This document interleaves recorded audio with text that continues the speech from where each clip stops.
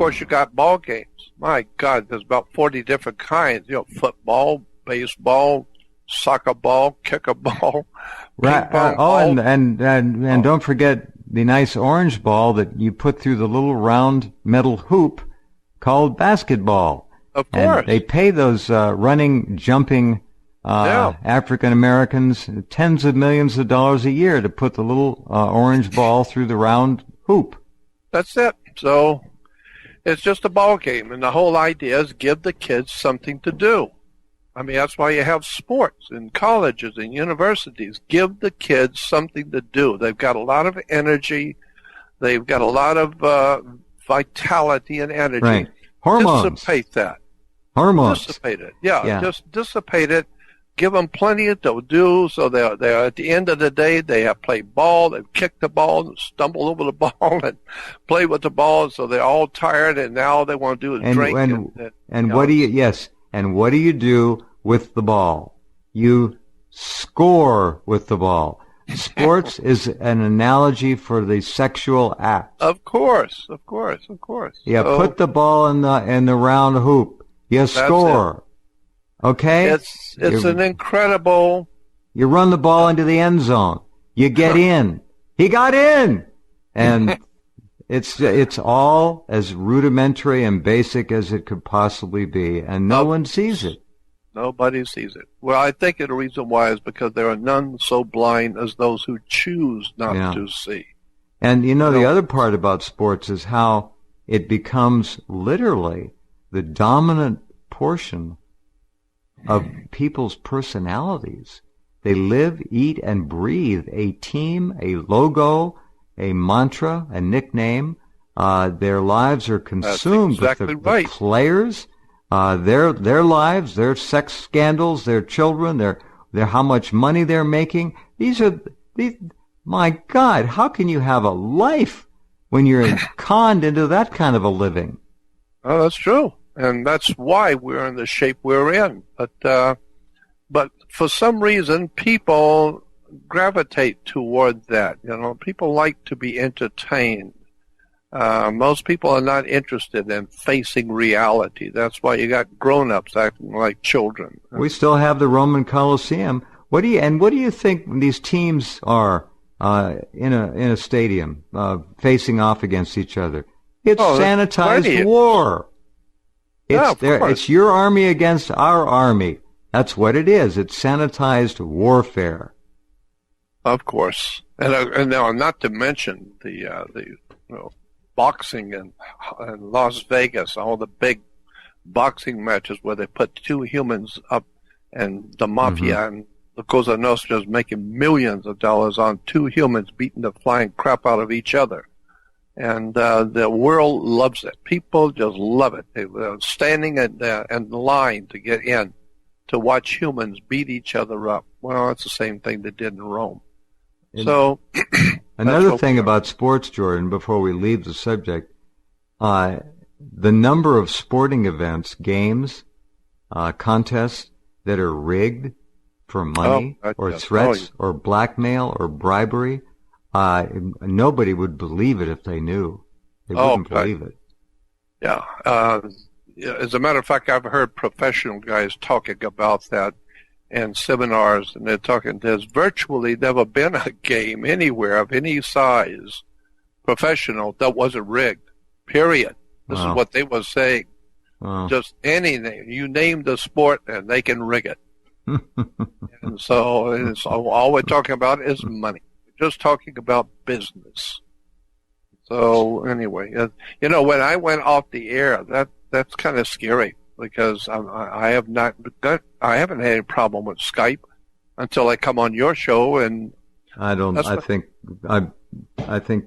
there are government people who like to mess with me, and I'm not surprised. Well, me too. You have had so much of that. I have too, and as a matter of fact, I have been pulled off of different shows in the past. My phone just goes dead. And so. I know. But anyway, I've had to deal with that over and over again. But, I was talking about something I thought was important. Unhappily, I was just talking to myself there for 3 or 4 minutes. But I was just talking about the 500 million. Did you hear me saying anything about that? No, but when you talk to yourself, there's not much chance for argument. So go ahead. No, that's true. Tell That's us. true. And I know me, and I know me well enough. I'm not going to bring it up if I don't like the subject. There you go. Tell us about 500 million. Well, the 500 million on the Georgia Guidestones. Oh, yeah. Well, that was strange because when I heard that, the first time I heard that, I thought, wait a minute, 500 million? Where have I heard that before? It goes back to ancient Egypt. And the ancient Egyptians said that if you could go through the North Pole, from the North Pole, exactly at the North Pole, and go straight through the Earth to the South Pole, and divide that distance into 500 million divisions, it would be called an inch or a sacred inch. And so the idea is that from the North Pole to the South Pole, straight through, like a laser straight through the Earth, is 500 million inches. And this 500 million gives Christianity the basis for what we call Christian measurements. And so a lot of people don't know Christianity has a lot of Egyptian and ancient measurement systems built into Christianity. Well, during the French Revolution, Robespierre and Danton and some of the other people with him, they came up with the idea that if you're going to overthrow the French government, you're going to be messing with the French Catholic establishment of Europe. And so you're going to have to overthrow the Catholic Church too with it. And so they developed an idea because the French Grand Orient Masons, Danton and Robespierre, as I said, and others, they realized, we don't know anything about it, but they realized if you're going to undo Christianity, you've got to destroy the measurement systems that Christianity is based on. And so it was based on the 500 million inches of Egypt or the 500 million inches that we use today. And so they developed a new idea for a whole new world order, and they called it metric. And so the way Danton and Robespierre and the Orient Templars of France came up with this idea, let's change the entire way Western civilization measures things, and that will start a whole new world order. So what they did, they said, because you go from North to South Pole, 500 million inches, what we will do is we'll call it metric, and we'll go from the North Pole to the equator, and then double that to the South Pole, and then that will be the new metric system. And upon the metric system, we will build what we call the New World Order. The Novus Ordo Seclorum, a whole new world of order based on the metric system. So you just need to look at that metric system and understand that was designed, that whole concept of metric was designed to destroy the foundations of Christian civilization. And there's no doubt in my mind that it's done very well doing just that, because now today, almost the whole world is dealing with metric. It's only America and England who are sticking to the old way, the old Christian concept of the inch and the foot, etc. And incidentally, remember, there it brings up the number 12, which is the base of Christianity. That's exactly right. That's why you have a ruler. Yeah. Jesus is the ruler. So you have a ruler, and he has 12 followers. So you got 12 inches. All of this is very interesting if you can get into it without getting cut off by the government. It really gets very deep and very interesting when you start looking at how the system is set up to destroy Christian civilization, Western civilization, and from there you can begin to see how the collapse of Europe has been planned. It's purposely being planned. Obviously, the Europeans do not want their country, destroyed. But for some reason, they have no power to do anything. They are being destroyed right in front of your face, and the leaders of the European countries are under obligation to follow someone. Somebody is pulling the strings in Europe to destroy the entire Christian civilization. Look at Mrs. Merkel. There's your perfect example. A perfect example. Perfect. Every time you see her, she's giving hand signs. She's giving Kabbalistic hand signs. I've seen her at least 25, 30 times in different pictures holding her hands together in the Kabbalistic symbol. Yeah, and it's everywhere. And, of course, I see all the political leaders when they get together. I see a lot of them with their Kabbalistic hand signs. Yeah. It's astonishing how much you see rock stars doing the same identical thing. Hand thing. This is interesting. So the war against Western Christian values and Western Christian ethics is once again on in earnest, and this appears to be the final battle. They're going into Europe. I just had a story today, another 250,000 of what they call Syrian refugees have gone into Europe in the first part of this year already. Now, these are not all Syrians. We know that now. And if anybody just reads, Somalia is not Syria. Black Africans who call themselves Muslims are not traditional Muslims. This is all a scam, and they're using just bodies. Look at the pictures, Jordan. What do you see when you see pictures of these groups of people? You see young men of fighting age. They're all in their 20s and early 30s. You hardly see females. You don't see them. And this whole thing of Islam, mutilating women, treating women like they're a piece of meat, garbage, the hypocrisy, the pedophilia that's institutionalized in Islam. One of the big secrets of how these men buy the young boys, especially in Afghanistan, Pakistan, they do it. Everything is a lie. It's all a lie. It's all rigged. All of it. And it's all demonic. Oh, yeah. It's a totally demonic presence on the earth. And why do we have three major religions? Why three? Judaism, Christianity, and Islam. Why three? And why is it that all the gods of the world are always a triune god? In Hindu, you have Brahma, Vishnu, Shiva. In Egypt, you have Isis, Horus, and Osiris, Isis, Horus. And it's always a triumvirate, always. Yeah, it's always a triumvirate. Then you got Father, Son, and Holy Ghost. And, of course, in Judaism, you got Abraham, Isaac, and Jacob. It's always a triumvirate, always three. Why three? There's a reason. It goes all the way back to secret societies, going all the way back into ancient history. And when you see how the world is being manipulated with the words and the terms, it's all part of secret societies operating on the body politics of the world. But people have no idea in the world. They can understand a little bit if you mention mafia, if you mention gangs, motorcycle gangs or whatever. All right, so at least you can understand there's a group there. It's a group thinking, and they're not thinking for you. They're thinking for themselves. Well, take it to the next step. Maybe that's a Republican Party, a Democratic Party.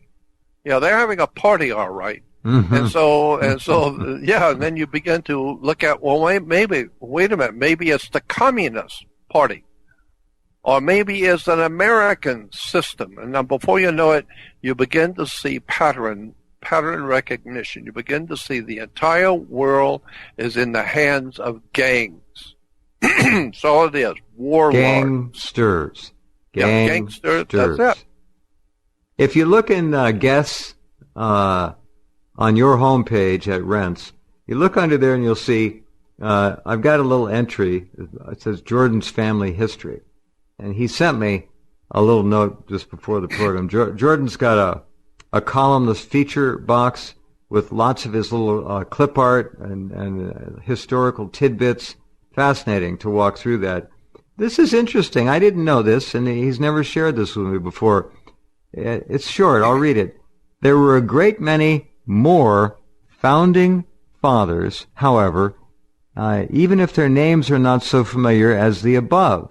And the above name is the Carroll family, Carroll, Catholic founding fathers, the Carroll family. Several of the lesser-known men who played key roles in the creation of the United States of America were Catholics. Chief among them were 3 members of the Carroll family of Maryland. Charles Carroll, the only Catholic signer of the Declaration of Independence, his cousin Daniel Carroll, and Daniel Carroll's brother, John Carroll, who became America's first Catholic bishop. Well, Jordan's mother's family were the Carrolls of Maryland. That's right. My mother used to tell me when I was growing up, don't ever forget that your family is the Carroll family from Washington, D.C. and Maryland. Remember that. And as a little kid, I don't know anything about that, and I couldn't care less. But even in my teen years, my mother would from time to time remind me, do you remember me telling you about the Carroll family? I said, yes, Mom. I don't know what it means. She said, it means you're from the Carroll family in Maryland, Washington, D.C. And then before she passed away, I talked with her in the hospital, and she said to me, remember what I told you. You are from the Carroll family. That's your ancestry in Washington, D.C. and Maryland. And I told her, yes, I understand. I didn't understand. But it was only until I read the book by Tupper Saucy called Rulers of Evil. Very important book called Rulers of Evil by Tupper Saucy. And in there, he talked about the real founding of America and how it was the Carroll family of Maryland who were instigators in starting the Declaration of Independence and financing. And then he mentioned, too, that it was the Carroll family who owned a farm or ranch or farm, I guess it would be. And they dedicated 10 square miles to George Washington for the new government. The Carroll family did.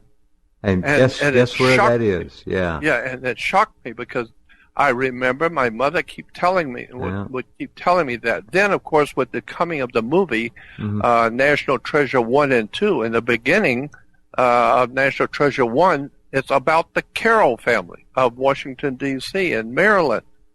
And I was amazed sitting and watching that movie about the Carroll family. My mother used to tell me it was my family from long ago. So, and I do know, I totally believe this to be true because I knew that during the time when I was growing up, my mother had 2 uncles who were judges.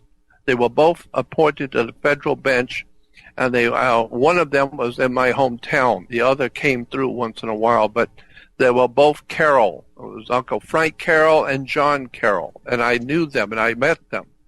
So I know, that 2 judges, federal judges in my family were Carrolls. And so when my mother tells me about the Carroll family, now I totally believe. And so that's I've never fascinating. told you that before. No, you've never told me that. Nicolas Cage was in, I guess, both of those movies. Yeah. National Treasure. You wonder how a movie like that got made. There was a lot in there.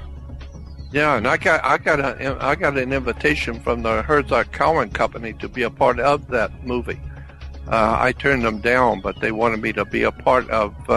There was going to be a second video put out about the signing of Declaration, and they wanted me to be a part of it. They said, we know who you are. We know that you've been talking about this for many years, and we'd like to have you be a part of the movie. And I said, I thank you, but no. I turned them down. But wow. That's a very Hollywood nice tribute. Yeah, oh yeah. Well, now a hell of a lot more people do right now. I didn't know about the Carrolls. I've known you for well over 20 years now. You've never mentioned that. I know. I just never thought to say anything to anyone because I didn't put a high price on that. I mean, I thought, so what? That and $2 would get you a cup of coffee. It explains a lot. You have a patriot's heart that goes way back. Wow. That's I have to say I totally am in agreement with that. I have always loved this country, and I've always known about the dark side, all the machinations and secret deals and all that kind of stuff going on behind the scenes with all the symbols. I know all about that stuff, and it probably is because it's in my blood. I mean, I've always been that way. I've always thought that way. It's almost almost genetic. And why not? It could be. I think that's exactly right. All right. Hold on, Jordan. We have to pause for a few minutes. We'll come right back.